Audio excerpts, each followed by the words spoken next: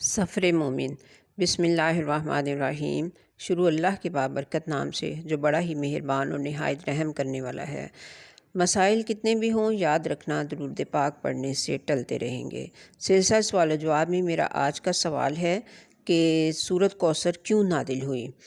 یعنی کہ سورۃ کوثر کا شان نزول کیا ہے۔ تو سامعین کرام، آج ایک چھوٹے سے سفر پہ نکلی ہوں تو سوچا کہ منزل تک پہنچنے تک آپ کو آپ کے اس سوال کا جواب بھی دیتی چلوں۔ تو اس کا جواب یہ ہے کہ رسول اللہ صلی اللہ علیہ وسلم کے بڑے بیٹے حضرت قاسم رضی اللہ عنہ کا جب انتقال ہو گیا اور پھر ان کے کچھ عرصے کے بعد حضرت عبداللہ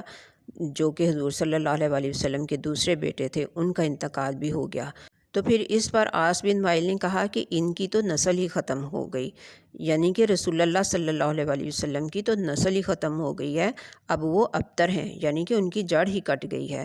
سامعین کرام، ویڈیو کو اینڈ تک دیکھیے گا تاکہ آپ کو معلوم ہو سکے کہ جڑ اللہ کے نبی صلی اللہ علیہ وسلم کی کٹ گئی تھی یا اللہ کے نبی صلی اللہ علیہ وسلم کے دشمنوں کی کٹی تھی۔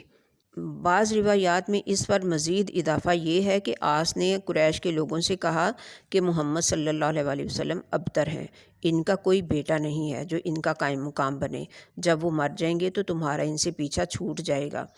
عبد بن حمید نے ابن عباس رضی اللہ عنہ سے جو روایت نقل کی ہے کہ اس سے معلوم ہوتا ہے کہ حضور صلی اللہ علیہ وسلم کے صاحبزادے عبداللہ رضی اللہ عنہ کی وفات پر ابو جہل نے بھی ایسی ہی باتیں کہی تھیں۔ شمر بن عطیہ سے ابن ابی حاتم کی روایت ہے کہ حضور صلی اللہ علیہ وسلم کے اس غم پر خوشی مناتے ہوئے ایسے ہی کمینہ پن کا مظاہرہ عقبہ بن ابی معیط نے بھی کیا تھا۔ عطا کہتے ہیں کہ جب حضور صلی اللہ علیہ وسلم کے دوسرے صاحبزادے کا انتقال ہوا تو حضور صلی اللہ علیہ وسلم کا اپنا چچا ابو لہب، جس کا گھر کے حضور صلی اللہ علیہ وسلم کے گھر سے بالکل جڑا ہوا تھا، دیوار بالکل ایک ہی تھی،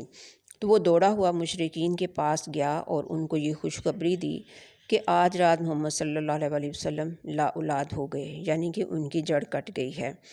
یہ تھے وہ انتہائی دل شکن حالات جن میں کہ سورہ کوثر حضور صلی اللہ علیہ وسلم پر نازل کی گئی۔ ناظرین، قریش اس لیے آپ سے بگڑے ہوئے تھے کہ آپ صلی اللہ علیہ وسلم صرف اللہ ہی کی بندگی اور عبادت کرتے تھے اور ان کے شرک کو آپ نے علانیہ رد کر دیا تھا۔ اسی وجہ سے پوری قوم میں جو مقام و مرتبہ آپ صلی اللہ علیہ وسلم کو نبوت سے پہلے حاصل تھا وہ آپ صلی اللہ علیہ وسلم سے چھین لیا گیا اور آپ گویا کہ برادری سے ہی کاٹ پھینکے گئے۔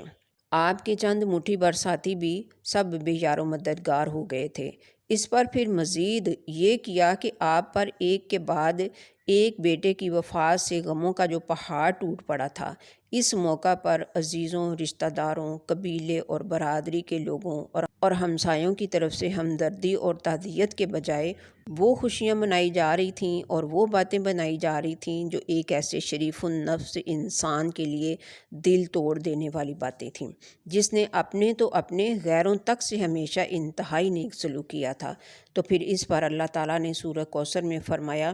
اِنَّا شَانِ آکَ هُوَ الْأَبْتَرُ، اے نبی صلی اللہ علیہ وسلم تمہارا دشمن ہی جڑ کٹا ہے۔ یہ پھر محض کوئی جوابی حملہ نہیں تھا، بلکہ در حقیقت قرآن کی بڑی ہی اہم پیشن گوئیوں میں سے ایک پیشن گوئی تھی جو کہ حرف بہ حرف سچ ثابت ہوئی۔ جس وقت یہ پیشن گوئی کی گئی تھی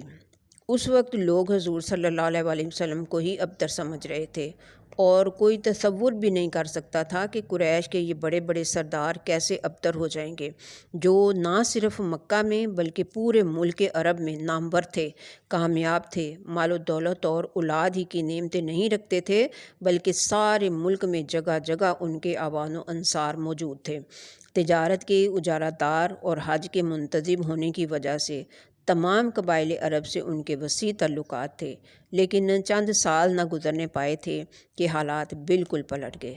ایک وہ وقت تھا کہ جب غزوہ احزاب سن 5 ہجری کے موقع پر قریش بہت سے عرب اور یہودی قبائل کو لے کر مدینے پر چڑھ دوڑے تھے اور حضور صلی اللہ علیہ وسلم کو محصور ہو کر شہر کے گرد خندق کھود کر مدافعت کرنی پڑی تھی۔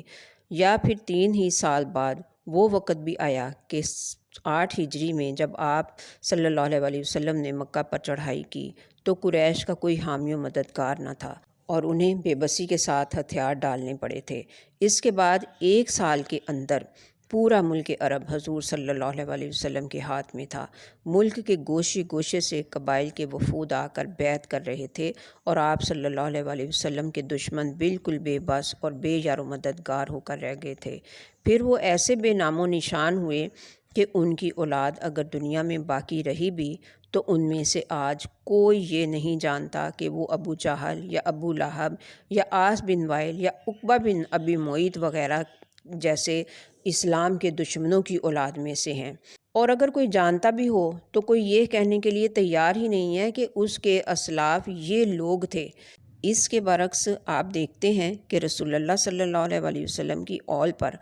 آج دنیا بھر میں درود بھیجا جا رہا ہے۔ کروڑوں مسلمانوں کو آپ صلی اللہ علیہ وسلم سے نسبت پر فخر ہے۔ لاکھوں انسان آپ صلی اللہ علیہ وسلم ہی سے نہیں بلکہ آپ صلی اللہ علیہ وسلم کے خاندان اور آپ صلی اللہ علیہ وسلم کے ساتھیوں کے خاندانوں تک سے انتساب کو باعث عز و شرف سمجھتے ہیں۔ کوئی سید ہے، کوئی علوی ہے، کوئی عباسی ہے، کوئی ہاشمی ہے، کوئی صدیقی ہے، کوئی فاروقی ہے، کوئی عثمانی، کوئی زبیری اور کوئی انصاری،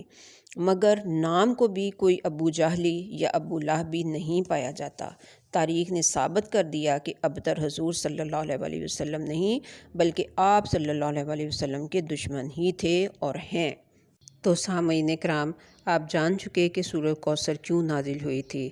تو اب میرے اگلے سوال کے لیے میرے ساتھ جڑے رہیے، میرے چینل کو سبسکرائب کر لیجئے، ویڈیو کو لائک اور شیئر کرنا ہرگز نہ بھولیے۔ ملتے ہیں پھر نیکسٹ انشاءاللہ۔